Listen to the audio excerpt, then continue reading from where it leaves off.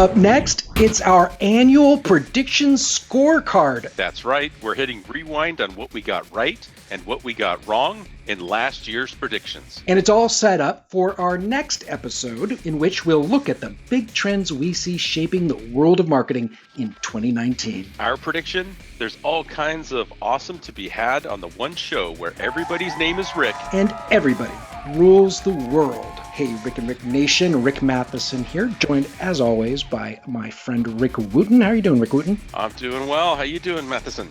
Well, a little bit nervous. We're making good on our promise to listeners last year to circle back on our predictions for marketing in 2018 to see where we hit and where we missed. And there's lots of good learning over the last year. Right. So in this episode, folks, we're going to be looking at the predictions that we made in our January 2018 predictions episode for 2018. So we're going to revisit those, see what we got right and what we got horribly wrong. And then next episode, we're going to be giving you our big 2019 predictions. But there were actually other predictions that we made that were actually pretty funny when I listened to the episode again. And I want to start out with one of those. So if you remember when you were in a store, you saw the Justice League Pez dispensers, and you saw that they had left out Wonder Woman. Do you remember that? Yeah, I do. And you were quite irritated about the whole thing, and we were talking about that on the show. But, the funny thing is in the course of that, what you ended up predicting was that you and I would have our own Pez dispensers. And so I have to say, we're a year out now. I don't know when that prediction was supposed to happen, but I'm quite disappointed I don't have my own Pez dispenser. Damn it. Somebody page Captain Marvel. That's right. We need to get cracking on that. Well, it's Captain Marvel and her cat, right? Because I think the internet's been blowing up all week with the fact that she's got a cat, and the cat is supposedly the best character in the whole movie now. Yes, Captain Marvel is a cat lady. Who knew? Hey, so my number 5 last year, and I'm pleased to say I felt like it trended in the right direction, was that I was looking at all the advertisement that we'd seen in 2017, and it was so heavily political. And if you remember, every tech company was coming out and making a political statement. They were trying to jump in, tell you who to vote for. It was just over the top with political innuendos in advertising. And my prediction was that the companies were going to slow down on that, and now that we were done with the election, they were going to revert back to maybe some of the more funny or feel good stuff. I had it, I think pretty right. If I reflect back at the advertising, particularly in the ones that we focused on in our show for the last year, we did see a lot less of the political advertising. We saw a lot more of the feel good, and maybe not as much of the funny as I'd really hoped and predicted that we'd seen. So I'd say I was, maybe a C+ on that one. I kind of had it in the right direction, didn't quite nail it, because I really thought that, advert pranks and, humorous advertising would win out this last year. You know what? I would give you a higher score than that. I think that you did call it pretty well if you think about it. There was far less sort of overt anti or pro one thing or the other. And if I remember correctly, you said that it's not that folks won't have some meaningful things to talk about. It's just that it won't necessarily be my tribe against yours. It's exactly. going to be, if you're going to talk about these things, it's going to be about, hey, how do we get something done? And I think you called that pretty well. So I would give you more than a C+ on that for sure. Well, thank you very much. My prediction about the San Francisco 49ers going to the Super Bowl, thanks to Jimmy Garoppolo, pretty much was decimated right off the bat. So, wah, wah, wah, wah. I'm glad you brought that up, because that was in my list to talk about as we work through the predictions. Holy smokes. Now, I know that one of my predictions, I predicted that Google parent Alphabet would just go ahead and change its name to $, and that didn't happen either. They did not change their name to $, but instead, I hear that they are thinking about calling themselves, hey, at least we're not Facebook. We'll see what 2019 has in store, but I am not making a prediction on that. As I recall, your number 5 from last year was that you said that more brands would be preparing for the post-screen internet, and that generally you felt that they were going to adopt more devices like Alexa or smartphones or what have you, as opposed to building everything for visual internet.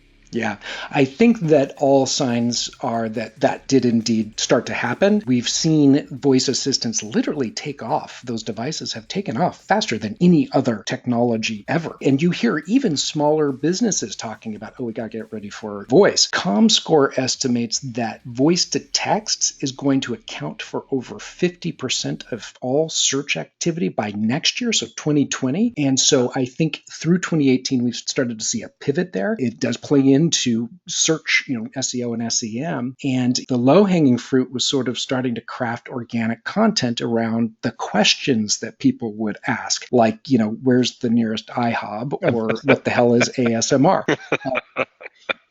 What's the difference between McGrimace and Thanos?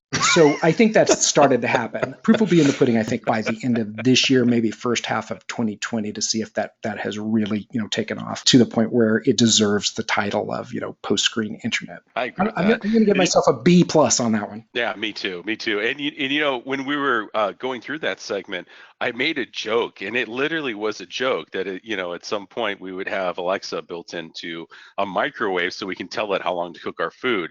They literally released an Alexa microwave, if you remember, and a wall clock. So I mean, they're putting the smart assistants into everything now. Yeah. And you know what? I hear that usually when folks get a, Alexa, the normal device at home, the smart speaker, they use it for about a month and then it starts to die off. Not completely, but they use it less. I have heard that the big move for these voice assistants is actually to get into your car. They want it fully integrated with the car's system, not doing this through Bluetooth or something. They literally want this to be built into upcoming vehicles because think of the commerce. You can check your ballots and you're already been sort of passively authenticated. It's not like you're saying your password out loud, so that you can do things on your commute. Hey, order this, or let me call so-and-so. 2020, I think that's going to be kind of the big thing where people are like, yeah, I got Alexa in the car. Before we go further, we do have to take a break here, folks. So be right back.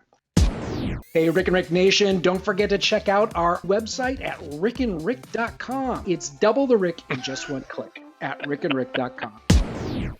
All right, Rick and Rick Nation, we're back with our scorecard from our 2018 predictions on Rick and Rick. For our number 4 predictions, you and I both picked important companies, and we made predictions based on it. So for me, I picked Apple. And, I kept looking at 2017. If you remember, Apple went through the whole battery thing where they were kind of throttling people's batteries, and then they released some really buggy software in both the Mac and the iPhone. And they just had a lot of stumbles. And frankly, we're not seeing innovative products from them. And so I predicted that in 2018, we would see them start to plateau and maybe even take a little bit of a decline. And I have to say I was pretty close on this one. So number one, I would say we're not hearing the hype around Apple that we were 2 years ago or 3 years ago. It's really kind of quieted down. That we're looking for that innovation. We're looking for a reason to get excited about them again. But even when you break it down to like brass tacks, if you look at their sales over the last 4 quarters, beginning of the year, they did pretty well. The first 3 quarters, they were just slightly up and slightly up and slightly up. But in Q4, they hit the ceiling, and they actually declined 4.5% year over year, which is, I think, the first time since 2016 that they've actually taken, a decrease. Yeah. And so I wouldn't count them out. By no means do I think this is a has-been company. It's just I'm saying that, they haven't been able to live up to the continuously growing hype. And at some point they were going to hit the ceiling. And I think they've done that. And we'll see, how far down they come before, they reach a new norm. And frankly, I really hope they can turn it around and come out with something that's just going to completely get people excited about them again, and to see that stock growing again. Completely. But I think you totally called it. On the one hand, you have Apple, again, Interbrand's number 1 most beloved, most valued brand. In August was the first to become the first $1 trillion business. So on many respects, it's like, hey, it's still moving. But they've depended so heavily on iPhone sales, and that's sort of a mature market now, that they need to come up with something. They need that next new iPhone. And so far, at least, it sounds like their big play in 2019 2018 is really about services, like expanding Yeah. out. iTunes is going to Google as well. And so I think that we're going to see more of that this year, their entertainment and content sort of ecosystem growing, because it is a huge moneymaker, but also they don't have any new device yet. Probably in my biggest stretch prediction last year, I predicted that Disney would have the #1 grossing movie each of the months of 2018. Now, if you go by the measure of this movie opened in a given month, was it #1 for the month? Disney did not conquer it all by that measure. But if you go by which movies within a month had the cumulative most revenue at the box office, let's see where it turns out. January 2018. Top earner was Insidious, The Last Key. I never saw it. Not a Disney movie. But Star Wars, The Last Jedi was still in theaters from December. In fact, it was in theaters until April 19th, and it had worldwide revenues of $1,358,000,000. So it was the biggest moneymaker that happened to have been in theaters in January. February. So Star Wars could cover February already, but there was also this little movie called Black Panther, which was in theaters for 25 weeks, closing on August 9th with $1,346,000,000 in global revenue. So January and February. Done. March, your big movie last year that I just kind of like. Ready Player One was the #1 movie for March. But both Black Panther and Star Wars were still playing, and with higher grosses to date in March. So January, February, March. April, little movie called Avengers Infinity War. Get this, I didn't realize this. Infinity War was in theaters until September 13th, and it made $2,048,000,000 in global box office. $2,048 million in box office revenues globally. So that's January, February, March, April. May, Solo's A Star Wars Flop was at #2. However, we still have Last Jedi, Black Panther, and Infinity War all in theaters in the month of May and all blowing everyone else away. So January, February, March, April, May. June. What happens in June? Incredibles 2. This one was surprising. So get this. It opened in June and stayed in theaters until December 13th. 2018, and it made $1,242,000,000 in global box office. That gets us through half the year. Where I thought I was going to fall apart on this prediction, August. Disney was nowhere to be found in the top 10 thanks to The Meg, The Spy Who Dumped Me, and Crazy Rich Asians. But by our measure, total cumulative box office, Disney was still unstoppable in August, and same with September, despite having to open up against such blockbusters as White Boy Rick. October, Venom was a smash hit, was not Marvel, so that doesn't quite count. It did beat out our Disneys for that month, but again, in total box office, all three of those, just Infinity War itself was still in theaters at that time. November, Dr. Seuss's The Grinch beat Disney's Wreck-It Ralph for the month, but get this, we still got those other movies that were still in the theaters that month, but also Wreck-It Ralph went on to actually earn more than Dr. Seuss's The Grinch That Stole Christmas. So it covers that month by itself. Then December, last month of the year, WB's Aquaman made $1,138,000,000 splash during its 66 days in the theater. But Incredibles 2 was still in theaters through December 13th and still made more than Aquaman. So Aquaman, $1,138,000,000. Incredibles 2 earned $1,242,000,000. So there was a $100 million difference there. Incredibles 2 ended up beating Aquaman as well. So that gets us January through December. So I'm going to at least give myself a B on that prediction, because by that measure, they blew everyone else out of the water. That's incredible. We kept talking about this throughout the year just to see how things were doing, but it is absolutely incredible the powerhouse that Disney has become. So my number 3 prediction was around AR and VR, and it was kind of a bifurcated prediction. It was kind of like an A/B test. If something happens, then I predict A, and if not, then I predict B. And what it was is that it was mainstream accessibility to AR and VR. If we can get some mainstream, then I think all the marketers, all the content creators are going to jump on it and finally do something with it. If we don't, then I think this is going to be a year of pause. That was my prediction. And maybe I was playing both sides of the coin too well there, because that we've kind of seen the latter. Even though we had a great device in the Oculus Go, it really didn't get the marketing support. It didn't really get pushed out there really broadly, and we knew that there was more devices on the horizon. And I think within the next couple months we're going to see the Quest, right? The Oculus Quest, which again is another standalone unit, maybe a little more expensive, but it doesn't require a PC. So I think that we're getting close to the tipping point where the VR AR gear is readily available enough that we're going to start seeing some investments.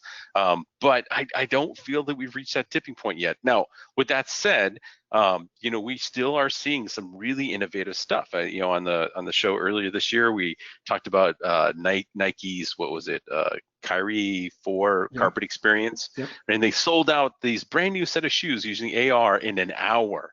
So people had to use this whole AR experience to experience the shoes and purchase the shoes, and then boom, in an hour they're all gone. So we've seen some success. I was at the movie theater recently, and there's a company coming in called Spaces, and they're doing a Terminator VR setup within the theater. So you can do it maybe before the movie or after the movie or what have you. And I think if I'm not mistaken, they're using the Vive for that. I've also been to Dave & Buster's, and you and I shared with you that the Jurassic Park experience that they had there, again built on the HTC Vive. So we're starting to see a little bit of maturity in that, but we're still not seeing the broad accessibility that we need for these things to really take off. No, I'm with you on that. I think that we'll see more live AR coolness before we see sort of the mass market through a consumer device. To your point last year, and it sounds like you're sort of reiterating it now, is it's all going to come down with somebody coming up with something really cool and satisfying and sustainable before it's really going to take off like crazy. I think I predicted that some companies and some industries will back down a bit from online video marketing. I will say that I realize now that there's no way to prove or disprove that one.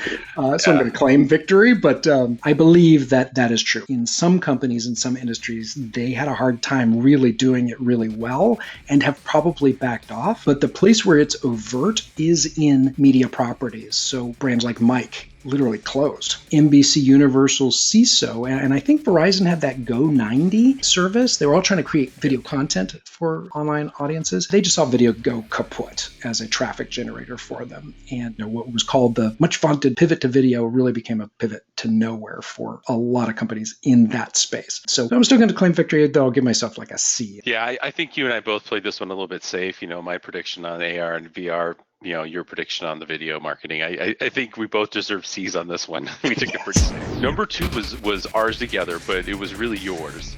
And it was the marketers will realize that the only products that matter are weenies. Remember that? Yeah, so I think that happened. I think we were talking about Domino's. I think the Domino's has continued to innovate. What's interesting, if we look back at this past year, Domino's also just learned to use the channels it was already using even better. I mean, your favorite in social media was paving for pizzas. And I think that Domino's is doing a great job there. We are talking about a pizza company that has enabled you to order pizza from Slack, from Facebook Messenger, from mobile apps to Twitter, with the use of emojis, Alexa, smart TVs. So I think they're going to continue that. I'm not sure I saw any new spectacular channel open up. I think that they're just doing everything that they do even better. I think it's spot on. I'll at least give myself a C on that one. Well, our number 1 was around AI, and I admitted last year I work for an AI company, so I'm a little bit biased on this one. But there were a couple of funny things that I predicted, and they were just mostly in the commentary. I said, we're going to see it in refrigerators and microwaves. AI is going to be everywhere. Well, within days of us recording the show, but before I think we even, released the show, LG announced a refrigerator with AI. And then within a month, a company I'd never heard of called Markov issued a patent for an AI microwave and an oven. And I think they started shipping it now. And then I made a joke about how, AI was going to help us find all the TV shows in the future. And then in June, Netflix came out and started talking about how, hey, on the back end, by the way, we're using AI and it determines which TV shows you watch. So, I felt like I pretty much nailed this one. Like, AI is everywhere. It's the marketing hype. It's, what every company wants to add to their vernacular so they sound, like they're current and trendy. But AI is here. It's going to be here for a little bit. I think you've called all of those exactly spot on. The one thing, and if you look at the things that you're talking about, there is sort of the order of hipness for companies saying, they've got AI-based X, Y, and Z, but they're also on that back end in terms of figuring out how to better service customers, where I think that my prediction about it kind of stepping off a little bit for marketers is really in that outbound, new customer acquisition marketing. There have been strides made. I just think that some companies have kind of felt like it's not really working the way that I want it or expected it to work just yet. It will, but I think that there's still kind of that curve up. I will point out that deep learning, so that facet of AI is literally, it's at the peak of inflated expectations in Gartner's hype cycle last year. And AI-based consumer-facing solutions, such as those virtual assistants, they actually show it starting to drop into the trough of disillusionment. Specifically, Gartner's hype cycle for digital marketing for 2018 shows AI for marketing, so literally AI for customer acquisition, just crossing over this past year from innovation trigger to rise to the peak of inflated expectations. So I think 2019, 2020, they think that people are going to throw up their hands for a little bit, and then someone will do something super cool. Yeah. It becomes a great new thing, and it's ubiquitous. No, I think we did pretty well. I think that we took a couple safe bets, and those rang true.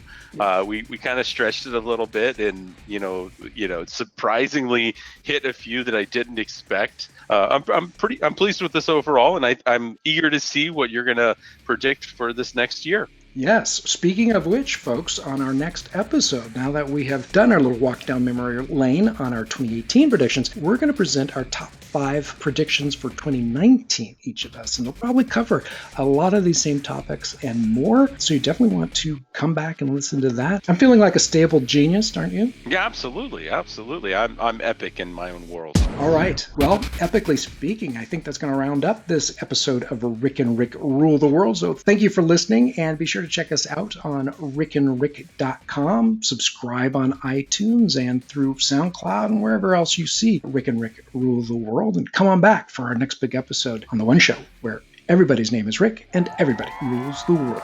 Thanks, everyone.